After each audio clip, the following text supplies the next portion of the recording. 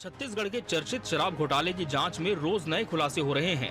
करीब 32,000 करोड़ के इस घोटाले में नया चौंकाने वाला खुलासा भूपेश बघेल के पुत्र चैतन्य बघेल की गिरफ्तारी के बाद तैयार हुई सप्लीमेंट्री चार्जशीट से सामने आया है। इस चार्जशीट में जिस तरीके के आरोप लगाए गए हैं, उससे पिछली सरकार की घोटाले में भूमिका साफ तौर पर खुलकर सामने आई है। ऐसे में चार्जशीट में लगाए गए आरोप के अनुसार सुनियोजित घोटाला जिसमें 23 लोगों के खिलाफ जांच की गई है, जिसमें कई लोगों को गिरफ्तार कर लिया गया है। शराब के अवैध कारोबार का जिम्मा चैतन्य बघेल के पास था। बिग बॉस व्हाट्सएप ग्रुप से सिंडिकेट चल रहा था। व्हाट्सएप ग्रुप में पैसों की डील होती थी। पार्टी कार्यालय में पैसा जाता था। 3 साल में 960 करोड़ रुपए छोड़े। पप्पू बंसल का कबूलनामा 1000 करोड़ इधर उधर किया। चैतन्य बिल्डकॉन ने 18 करोड़ में ग्रीन सिटी बनाई। चार्जशीट के सामने आने के बाद एक बार फिर कांग्रेस सरकार और मुख्यमंत्री भूपेश बघेल का परिवार संदेह के दायरे में आ गया है। एक ओर जहां कांग्रेस पिछली हार से उभरकर अपने आप को मजबूत करने की कोशिश में है, वहीं इस चार्जशीट ने एक बार फिर भाजपा के हाथ मुद्दा दे दिया है। ऐसे में बीजेपी के नेता कांग्रेस पर फिर हमलावर हैं। भयंकरतम शराब घोटाला हुआ है, ये तो सब जानते हैं, और पूरा तंत्र ही शराब घोटाले में लगा था, यह भी आप जानते हैं। कोयला घोटाला भयंकरतम हुआ है, वह भी आप जानते हैं। पूरा तंत्र मतलब प्रशासन और पुलिस भी सब कुछ उसमें झोंक दिया गया था, ये आप जानते हैं। अब ऐसे में ऐसे नई नई कथाएं जो रोज़ आएंगी वो गलत नहीं हैं, वो उसमें कहीं ना कहीं सच्चाई है, तब तो वो जांच में सामने आ रही हैं। और शराब घोटाला का बड़ा चर्चा है। पहले ये लोग 2200 करोड़ का घोटाला का जिक्र करते रहे, परंतु 23 लोगों को आबकारी विभाग के सस्पेंड करने के बाद वो घोटाला बढ़ करके 3200 करोड़ रुपया हो गया। 40 कार्टून एक महीने में आता था, 10 कार्टून दिल्ली जाता था और 4 कार्टून यहाँ लोकल लोग अपना बंदर बाट करते थे। शराब घोटाले के दाग पहली बार कांग्रेस पर नहीं लगे हैं। कांग्रेस सरकार इस घोटाले की वजह से दागदार रही। अब भूपेश बघेल के पुत्र की भूमिका पर सामने आ रहे तथ्य कांग्रेस को बैकफुट पर रहने पर मजबूर कर रहे हैं। ऐसे में बीजेपी के दबाव में कांग्रेस केवल चार्जशीट को अंतिम फैसला नहीं मानने की बात कह रही है। तरह तरह के मनगढ़ंत कहानी बनाकर कार्टून में पैसा जा रहा है, बोरे में पैसा जा रहा है, कहीं तो टेम्पो में पैसा जा रहा है, कहीं तो ट्रकों में पैसा जा रहा है। कितनी कहानियां बनाएंगे कांग्रेस नेताओं को डराने के लिए? आपके डराने से हम लोग डर गए कि अभी तक का? कांग्रेस के नेता डर गए कि अभी तक का? नहीं डरे। आप चाहे जितने भी आरोप लगा लो, जितने भी षड्यंत्र कर लो, इससे कांग्रेस डरने वाली नहीं है। इन दिनों कांग्रेस के लिए मुसीबत केवल शराब घोटाला नहीं, बल्कि सीजीपीएससी घोटाले की सीबीआई जांच, नान घोटाले में कोर्ट का ऑर्डर और पिछली सरकार से जुड़े कई मामले हैं जो कि कांग्रेस के लिए सरदर्द साबित हो रहे हैं। क्योंकि शराब घोटाला और उसका लिंक सीधे तौर पर कांग्रेस कार्यालय और भूपेश बघेल के बेटे से जुड़ा हुआ है। इसलिए कांग्रेस के लिए घोटाला गले की हड्डी और सियासी कमजोरी बना हुआ है, जिसमें रोज नए हो रहे घटनाक्रम कांग्रेस के पुराने घाव को और कुरेद रहे हैं। Bureau report, TV 24 news.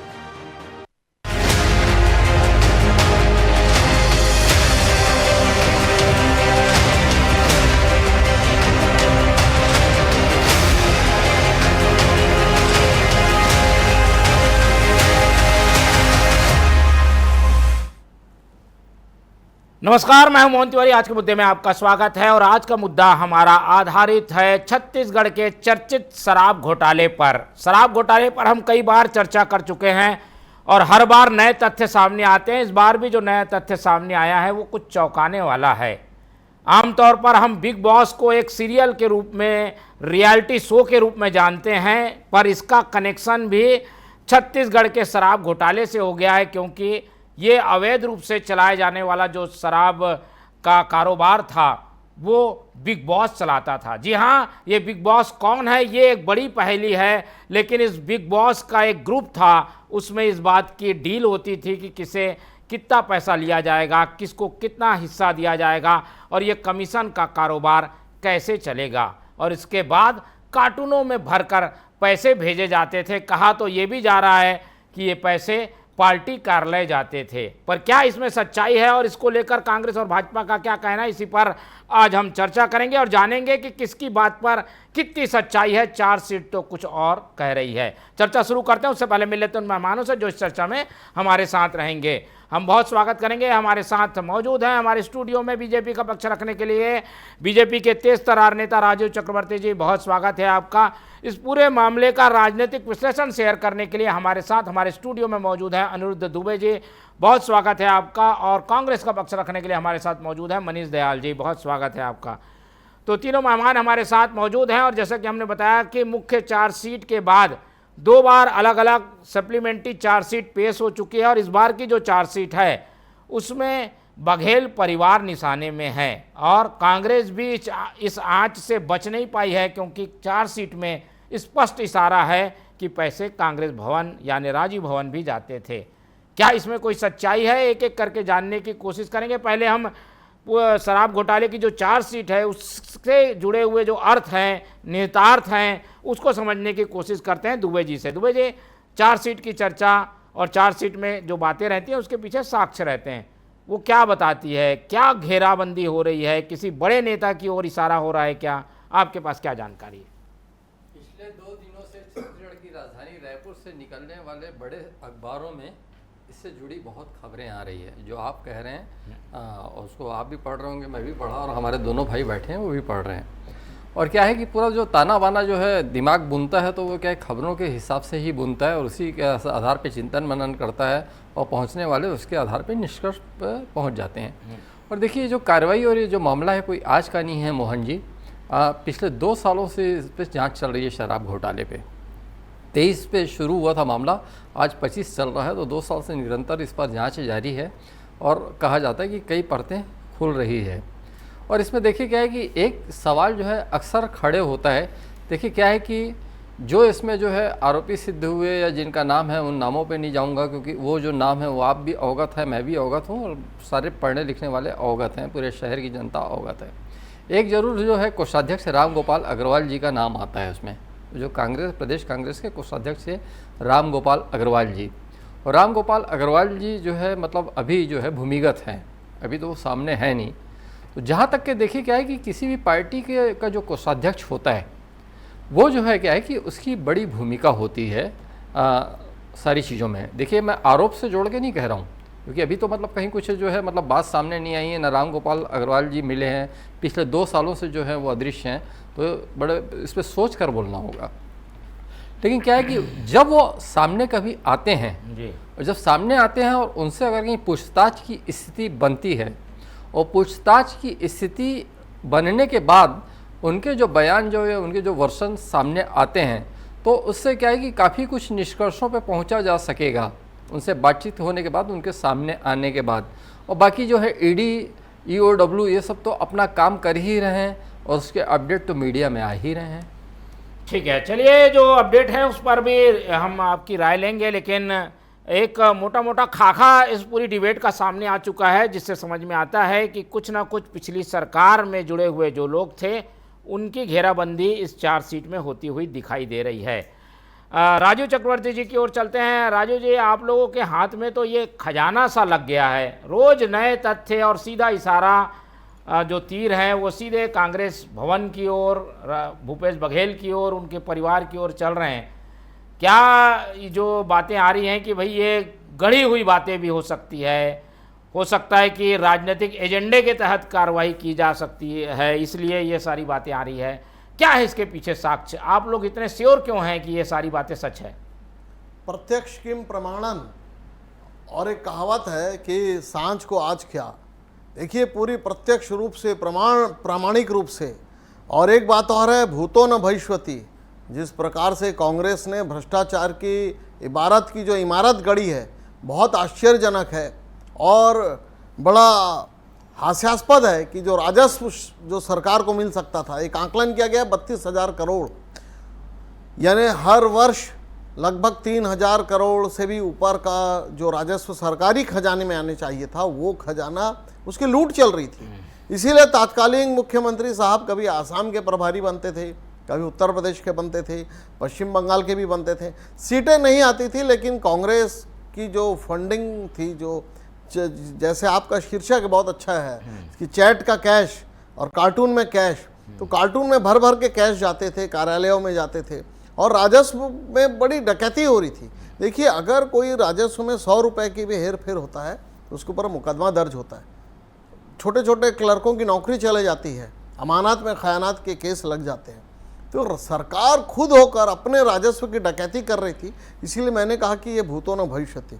और सबसे आश्चर्य की बात है मोहन जी कि इसके समय, उस तात्कालीन समय से भी हम बोल रहे थे, लगातार प्रेस कॉन्फ्रेंस कर रहे थे, हमारे लगातार RTI लगाई जा रही थी, माननीय न्यायालय को भी संज्ञान में हम दे रहे थे। केवल बातें नहीं हो रही थी, हम बाकायदा सबूत दे रहे थे कि एक दुकान में 2 काउंटर, एक कैश का काउंटर, एक जिसका कोई बिलिंग नहीं होता था। आसानी से सीधे सीधे शराब दुकानों में जो नियम है कि वो सेंटर में जाता है, जो मद्य निगम होता है, वहाँ से उसका सील और लोगो होता है, वहाँ से उसका राजस्व लिया जाता है। पूरा सिस्टम को इन्होंने, जो कहते हैं ना कि स्कीम चला जाता, तो स्कैम चल रहा था।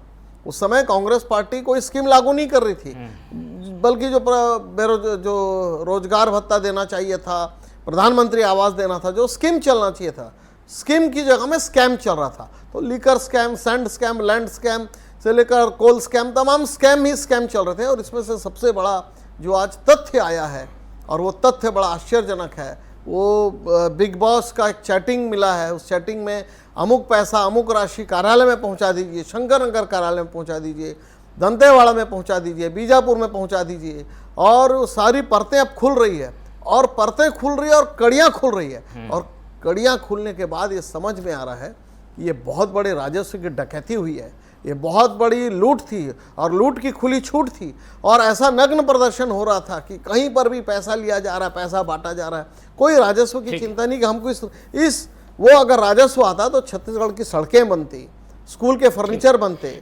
और अस्पताल बनते। लेकिन कुछ काम नहीं हुआ, केवल स्कैम हुआ। और वो लीकर स्कैम की परतें खुलते खुलते आज पूरी पटकथा, पूरा उपन्यास आपके सामने है। और कुछ इसका पार्ट 1, पार्ट 2 अभी आना बाकी है। चलिए, अभी ये पार्ट 1 चल रहा है। ठीक है, कोर्ट में सारी चीजें विचाराधीन है, जांच अभी हुई है, लेकिन उस पर फैसला कोर्ट सुनाएगा। लेकिन लगता है मुसीबत बघेल परिवार की बढ़ गई है। उनके पुत्र का नाम जिस ढंग से इस चार्जशीट में आया है, उनसे जुड़े हुए लोगों का नाम आया है, अगला निशाना भूपेश बघेल भी हो सकते हैं। मनीष दयाल जी, कांग्रेस अभी संभल ही रही है, हार के झटकों से फिर झटका मिल जाएगा। ऐसे में एक फ्रेम बन जाता है कि भाई कांग्रेस में घोटाले होते हैं, घोटाले जुड़े हुए लोग हैं, कैसे बचेंगे इस मुसीबत से? देखिए मोहन भाई, ये RSS और Bharatiya Janata party propaganda party के नाम से प्रसिद्ध है। ये अभी से, इनकी जो तरीके अभी से नहीं है।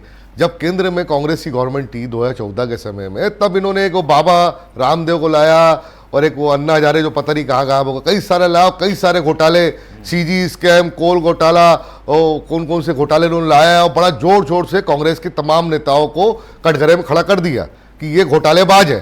क्या हुआ? रिजल्ट क्या हुआ? कोर्ट में चार्जशीट पेटी सब हुआ, रिजल्ट क्या है? कोर्ट ने क्या बोला? ऐसा कोई घोटाला प्रस्तुत दस्तावेज प्रस्तुत ही नहीं हो पाया है। एक काल्पनिक कहानी के रूप में उन्होंने गढ़ा और तमाम बदनामी करके, पार्टी बदनाम करके सत्ता पे काबिज हुए।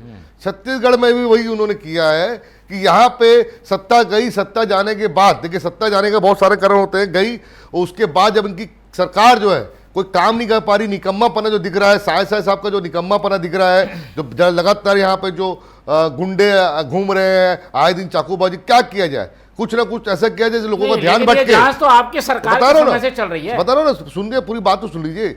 जांच सरकार के समय से हो रही थी, शराब घोटाले की जांच जो है आप हमारी सरकार के समय से नहीं हो रही है। ये जैसी ही केंद्र में मोदी जी ने देखा कि छत्तीसगढ़ राज्य में जो बढ़ता हुआ राज्य है, या माननीय भूपेश बघेल जी को हम नहीं तोड़ सकते, तो उन्होंने इस तरह का षड्यंत्र किया। मैं पूछता हूं कि क्या किसी खिलाफ चार्जशीट पेश होने से वो मुजरिम साबित होता है? यदि होता है तो अमित शाह जी तड़ी पारते, बाद में कैसे बरी हुए? नरेंद्र मोदी जी ने गुजरात दंगे कराए, उसके लिए उनके खिलाफ कैसे चार्जशीट पेश हुई है, कई सारी रिपोर्ट हुई, बाद में कैसा हुआ?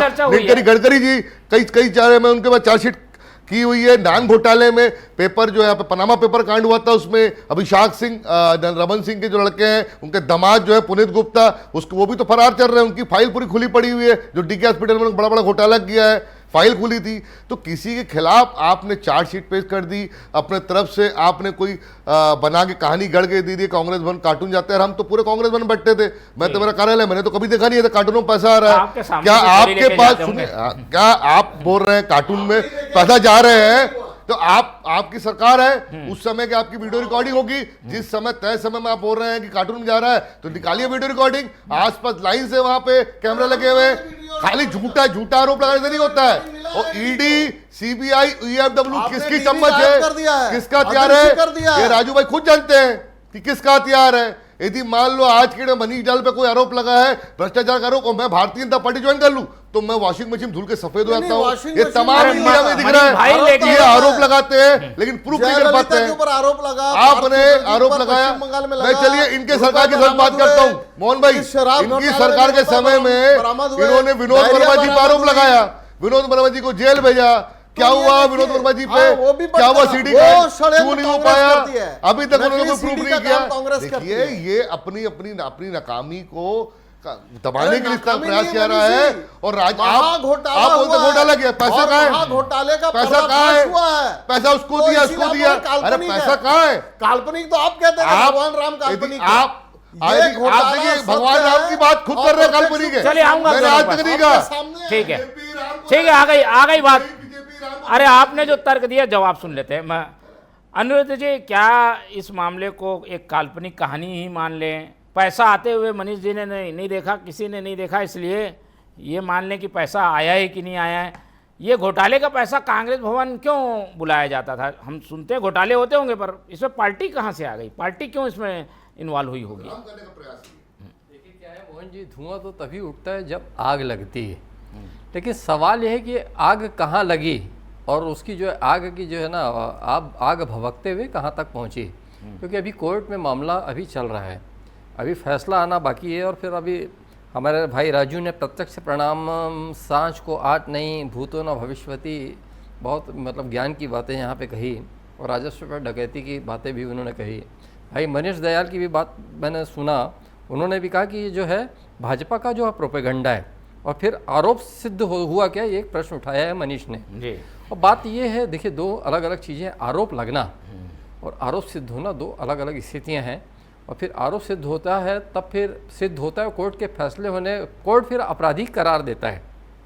तीनों अलग अलग स्थितियाँ हैं, आरोप लगना, आरोप सिद्ध होना, फिर कोर्ट में जो है वहाँ पे कोर्ट का ये। तो अभी जो स्थितियाँ अभी पेच जो है बहुत उलझे हुए हैं। फिर अभी जो दोनों की बातें मैं सुन रहा था तो एक बहुत बड़ा स्पेक्ट्रम घोटाला हुआ था, आपको याद होगा केंद्र सरकार के समय में। तो लोग कहते थे कि इतना बड़ा घोटाला है कि इसमें इतने शून्य हैं कि आप गिने नहीं पाएंगे। एक अखबार में तो मतलब ना वहाँ पे जो है मुख्य पेज पे इतने सारे शून्य उसने दर्शाया था कि वहाँ पे आप भी वहाँ समझ ना पाए, मैं भी नहीं समझ पाऊँ। लेकिन बाद में फिर क्या हुआ कि खोदा पहाड़ निकली चूहिया। लेकिन सवाल इस चीज़ का है कि अभी छत्तीसगढ़ में एक साथ बहुत सारी चीज़ें चल रही है। शराब घोटाला है, महादेव ऐप है, और अभी जो बात पीएससी का भी जिक्र अभी आपने किया डिबेट शुरू होते समय, पीएससी घोटाला है। तो और नान घोटाले की भी बात ही है। और मतलब ये स्थिति तो ये है कि अभी एक आईएएस जो है यहाँ पे संजय शुक्ला जी, और वहाँ तो टुटेजा जी तो थे ही, आलोक शुक्ला जी, आलोक शुक्ला जी भी जो उस घेरे में आ गए हैं और ख़ुद वहाँ पे जो है अपना जो है समर्पण करने के लिए वो पहुँचे थे। आज वो फोटो जो है अखबार में प्रकाशित हुई। तो मतलब यह है कि 2023 से लेके अभी तक की स्थिति में जो है आज जो चले आ रहा है, तो आए दिन जो है खबरों से जो है मतलब अखबार जो है सराबोर है और अपना इलेक्ट्रॉनिक मीडिया सराबोर है।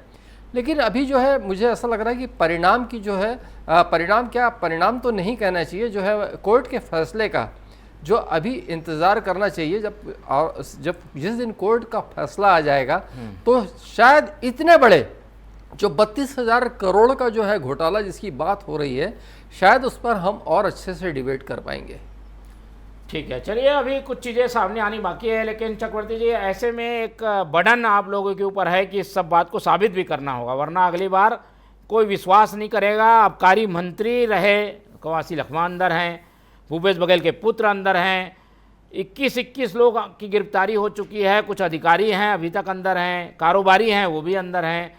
अब सब अंदर तो हो गए, पर अगर कहीं ये मामला लूज पड़ा, कहीं साबित नहीं हुआ, तो पूरी चीज़ें उल्टी भी पड़ सकती है भाजपा के लिए। कभी उल्टी नहीं पड़ेगी। देखिए मोहन जी, ये जब से कांग्रेस सरकार सत्ता में आई थी उस दिन से ये शराब घोटाला शुरू हो गया था। और जनता कहती थी कि ओवर रेट पे शराब बेचे जा रहे हैं। जनता कहती थी कि 2 काउंटर क्यों हैं, और जो लोग जानते थे राजस्व कैसे आता है, जितनी बिक्री है उसके तुलनात्मक में मात्रांक में राजस्व कम आ रहा था, लेकिन दुकानों में भीड़ बढ़ती जा रही थी। तो ये तो साबित हो चुका था कि बहुत बड़ा घोटाला की एक पटकथा लिखी जा चुकी है। और जब सरकार वापस, हाँ बिग बॉस के किरदार, अब वो सभी लोग हैं, कांग्रेस के जो तमाम बड़े लोग हैं और जो नौकरशाह थे, ये तमाम जो बड़े नौकरशाह थे और जो बड़े जो कांग्रेस के लीडरान थे, तो देखिए वो लोग थे। एक आश्चर्यचकित है, कांग्रेस के कोषाध्यक्ष गायब है। अरे क्यों गायब हो भैया, आ जाओ, सामने आ जाओ, कोई डर नहीं है। तो वो एब्सकॉन्ड नहीं है, लापता है, इसलिए लापता है कि उनके पास बहुत बड़ी डायरी है, बहुत बड़ी डायरी है, और वो लेके छुप गए हैं। अब देखिए ये परतें खुलती जा रही है, और कांग्रेस के लोग भी अंदर खाने में कहते अरे इतने खाने की आवश्यकता क्या थी, थोड़ा बहुत खा लेते, नमक की तरह उपयोग करते, पूरे नमक में दाल डाल दिया। तो देखिए ये तथ्य की बात है, तथ्य की बात है। भारतीय जनता पार्टी प्रवक्ता एक बात इतना दुखद है कि राजस्व इनके मंत्री तो इन्होंने अभी तक खुद कहा कि ये बहुत बड़ा हो रहा है, बहुत बड़ा घोटाला हो रहा है। तो घोटाला की जो परतें थी अलग अलग, ओवर रेट की परतें, आसानी से आने वाली शराब की परतें, होलोग्राम। तो देखिए अगर मैं कहूं मोहन जी, ये शराब घोटाले के 5 अलग अलग प्रकार से घोटाला किया गया। एक रेट में घोटाला किया गया, फिर उसमें जो कंपनियों को दिया जाने वाला कमीशन था उसमें बड़ा घोटाला किया गया। आपके सरकार क्या कर रहे थे, आपकी सरकार थी, विपक्ष पे क्यों नहीं उठाया? हमने उठाया, शराब की नीतियां तो संज्ञान आपको मालूम ही नहीं है, शराब की जो नीतियां है सरकार द्वारा, शराब में जो नीतियां है वो रमन सिंह के शासन में चालू हुई है। कोर्ट ने संज्ञान लिया, आप ही ने वो नीतियां बनाई थी। कोर्ट के संज्ञान से ईडी सक्रिय हुई है, कोर्ट के संज्ञान से सीबीआई सक्रिय हुई है। तो ये जो घोटाले की बातें हैं, इसकी 5 चरण है, होलोग्राम है, किसकी कठपुतली है, पूरा देश देख रहा है। गई थी उस कंपनी के अंदर घोटाला, नरेंद्र मोदी की नहीं चलती है, कंपनियों को सीबीआई को आगे करता है, फिर एफआईडी को आगे करता है। सुन तो लीजिए। तो मोहन जी ये जो घोटाला हुआ है ये बड़ा जबरदस्त घोटाला है, और मैं तो कहता हूं कि इसमें सजाएं भी होगी। जिस प्रकार से जयललिता को सजा हुई थी, जिस प्रकार से लालू यादव को सजा हुई थी चारा घोटाले में, जिस प्रकार से जगन्नाथ मिश्र को अलकतरा घोटाला में सजा हुई थी, तारिक अनवर को जिस प्रकार से सजा हुई थी, अभी पार्थ सरकार जो पश्चिम बंगाल के शिक्षा मंत्री थे वो लगातार 2.5 साल रहे, उनके घर से 64 करोड़ कैश मिला है, और अभी उनको जमानत मिली 3 साल बाद। तो देखिए घोटाला हुआ है, घपला हुआ है, भ्रष्टाचार हुआ है, और वो इमारत आपके सामने है। कांग्रेस अभी मुंह पोंछ ले, लेकिन लोगों ने देख लिया है, लोगों ने उतार दिया, जनता ने उतार दिया। राजू भाई को जो सिखाया गया है, अमित मालवीय ने बोला वही बोलेंगे, एक ही लाइन घोटाला आरोप क्या, वो क्या पूरी उनकी पार्टी लगा रही है आरोप, लेकिन प्रूफ करे ना, खाली प्रूफ करिए। देखिए आरोप मोहन भाई, मैं बोलता हूँ कि मैंने 5 करोड़ रुपए आपके 5 करोड़ आपके चैनल को मैंने दिया, होना चाहिए ना, बिना बातों का। भाई पैसा कहाँ है, आया कहां से, किससे लिया, महादेव सट्टा कब चला रहा, महादेव सट्टा रमन सिंह की सरकार के समय चला रहा है, इन्हीं के शासन चला रहा है। और ये महादेव सट्टा से बड़े बड़े सट्टे चल रहे हैं, उनके संरक्षक कौन है? अमित शाह के पुत्र जय शाह सट्टा कंपनियों से पैसा लेते हैं, उन्हें स्पॉन्सर बनाते हैं। किसका बनाते हैं? आईपीएल का। चलिए आज के विषय में आइए ना, आज के विषय में आइए। सट्टेबाज आपकी टीम में, सट्टेबाज के जो संरक्षक है वो आपके बड़े नेताओं के पुत्र हैं, और दूसरों को बोल रहे हो हमने महादेव सट्टा ऐप का जैसी जानकारी मिली हमने उस पर कार्रवाई की बात की, जैसी कार्रवाई के लिए किया, इसके जो वहां से जो लोग भग गए बात करिए, बाहर भग गए, इनका नाम कर दिया, तमाम बातें करोड़ों में। मोहन भाई 33,000 करोड़ की बात कर रहे हैं, कहाँ 33,000 करोड़? 33,000 करोड़ आपने बोला खून कर दिया, अरे लाश कहाँ है? मर्डर किया, अरे लाश कहाँ है? लाश कहाँ है? चाकू कहाँ है जिससे मारा? खाली हम बात कर रहे हैं। 33,000 करोड़ किया घोटाला, 33,000 करोड़ कहाँ है? हर साल बजट पेश होता था, उस बजट में पूरी रिपोर्ट होती थी, कितना पैसा आया, कितना गया। आप विधानसभा में उठाए सब बातें। ठीक है, दयाल जी की बात आ गई है, लेकिन कांग्रेस बार बार कह रही है साबित हो पाएगा क्या? आपको क्या लगता है ये जो घोटाला है वो दिख रहा है, कुछ चैट से पता भी चल रहा है कि गड़बड़ी तो हो रही है, पर जब तक मूल रूप से पैसे कहाँ खर्च हुए, कहाँ लगे, ये नहीं पता चलेगा तो साबित करना कठिन रहता है। क्या ये कठिन रहेगा क्या डगर ईडी के लिए भी? जी दुबे जी। देखिए मोहन जी, क्या है कि हर जो है ना वर्तमान को समझने के लिए अतीत में जाना पड़ता है। राजीव गांधी जब प्रधानमंत्री थे तो बोफोर्स घोटाला, तो फिर अपना पनडुब्बी घोटाला, फेयरफैक्स और बहुत सारी चीज़ें जो है इस तरीके की बहुत सारी बातें आती थी। और ये कहा जाता था कि उनका पैसा जो है स्विट्ज़रलैंड में वहाँ पे स्विस बैंक में जमा है। कुछ लोगों ने तो उसका कोडवर्ड भी खोज लिया था, लोटस। और ये भी कहा जाता था कि विमान तैयार है, कभी भी राजीव गांधी इस देश को छोड़ के भाग सकते हैं। लेकिन ये हुआ कि बोफोर्स घोटाले में जैसे राजीव गांधी और अमिताभ बच्चन का नाम था, बाद में फिर सीधे सीधे ये बरी हुए सारी चीज़ें। तो राजनीतिक पार्टियों में देखिए क्या है कि आरोप प्रत्यारोप होते हैं, और अब ये दौर तो करोड़ों और अरबों का, हज़ारों करोड़ों का जो है, तो वो आरोप तो देखिए क्या लगते रहेंगे। लेकिन देखिए ये राजनीति में मैं ये नहीं बोल रहा हूँ कि सब जो है पाक साफ होते हैं। चारा घोटाला में लालू प्रसाद यादव अंदर हुए, और एक वो बहुत दूर संचार घोटाला था तो सुखराम अंदर हुए। अरविंद केजरीवाल का उदाहरण आपके सामने है ही है। मतलब मैं ये नहीं कहता कि ये नहीं होता, लेकिन जब तक कि कोर्ट का जो है कोर्ट सिद्ध ना करे और कोर्ट अपना फैसला ना सुना दे, तो हमारे लिए क्या है कि किसी निष्कर्ष पे पहुंचना बहुत मुश्किल होता है। लेकिन मैं जो वही बात दोहराऊंगा कि जब आग लगती है तो धुआं उठता है, फिर आग जो है फैलती है तो फिर फैलते चली जाती है। तो यही कारण है कि 2 साल से जो है मतलब ये सिलसिला रुक नहीं रहा है, और यही कारण है कि सप्लीमेंट्री चार्जशीट जो है पेश हुई। ठीक है, किसी बड़े नेता का भी आखिरी में हम टिप्पणी लेते नाम आ सकता है क्या, और आगे तक भी इसमें ईडी शिकंजा कसेगी क्या? देखिए मोहन जी, आप बड़े नेता की बात कर रहे हैं भाई। उस दौर में मतलब आज तो राजनीति में जो है वाकई में इतनी स्वतंत्रता हो गई है बोलने की, सोशल मीडिया का जमाना है। वो दौर जब राजीव गांधी जी को मतलब मैंने कहा ना कि वो देखिए क्या है कि 21वीं सदी का जिस व्यक्ति ने सपना देखा, यहाँ कोई पार्टी विशेष की बात नहीं, व्यक्ति विशेष। मैं तो अटल जी का भी बेहद सम्मान करता हूँ, इंदिरा जी का भी करता हूँ, और कई मामलों में मैं मोदी जी की भी तारीफ करता हूँ। मैं बात यह है कि मेरा अपना व्यक्तिगत नजरिया है। तो जब वो नहीं बच पाए राजीव जी, और वो निशाने पे फिर बोफोर्स घोटाला उस समय पे भी करोड़ों का मतलब जब और फिर बाद में ये हुआ कि ये बोफोर्स तोप जो है सीमाओं में काम आई आगे जाकर। तो मेरा कुल मिला के मोहन जी ये कहना है कि कोई जो बड़े नाम की आप बात कर रहे हैं ना, तो और कोई बड़ा नाम देखिए कांग्रेस में कोई बचता नहीं। एक जो है अभी जो है मतलब अभी जो भूमिगत हैं उनका नाम तो जो है मैं यहाँ पे चर्चा में लाया यहाँ पर, और बाकी तो यहाँ पे आपने जो है पूर्व मुख्यमंत्री जी की बात की, बेटे की बात कर दी, कवासी लगवाई। उसके बाद फिर कांग्रेस में बचता कौन है? तो जहाँ तक कि कोई नहीं बचता, और इस सिलसिला चलते रहेगा। कोर्ट के फैसले का इंतजार करिए। ठीक है, और इसीलिए शराब को एक बुराई कहा गया है, और उसकी बिक्री से जब चीज़ें जुड़ी हुई है तो वो भी एक बुराई के रूप में सामने आ रही है। लेकिन अभी कोर्ट के फैसले का इंतज़ार है। चीज़ें अभी आरोप प्रत्यारोप में जरूर दिखाई दे रही हैं, इंतज़ार हम इसके लिए करेंगे। फिलहाल इस पूरी चर्चा में हमारे साथ राजू चक्रवर्ती जी जुड़े, उनका धन्यवाद। अनिरुद्ध दुबे जी ने समय दिया, उनका धन्यवाद। और मनीष दयाल जी हमारे साथ बने रहे, उनका बहुत बहुत धन्यवाद। तो तीनों मेहमानों को धन्यवाद कहते हुए आज की ये चर्चा यहीं ख़त्म करते हैं, और आप लोग से रखते हैं उम्मीद कि आप लोग देखते रहेंगे TV24। रखिए अपना बहुत ख्याल। नमस्कार।